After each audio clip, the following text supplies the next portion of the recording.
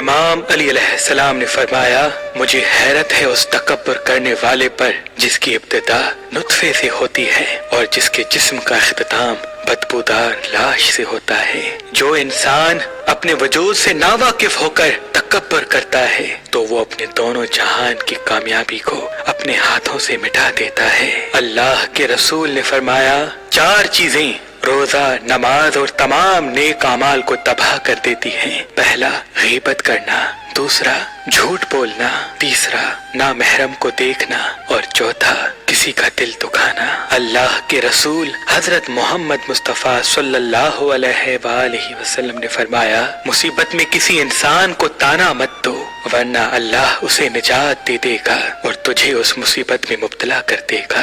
اللہ کے رسول حضرت محمد مصطفیٰ صلی اللہ علیہ وآلہ وسلم نے فرمایا، اپنے مسلمان بھائی کے لیے کبھی بھی کھڈا نہ کھودو، کیونکہ جو دوسروں کے لیے کھڈا کھودتا ہے تو اللہ اس انسان کو اسی کھڈے میں گرا دیتا ہے۔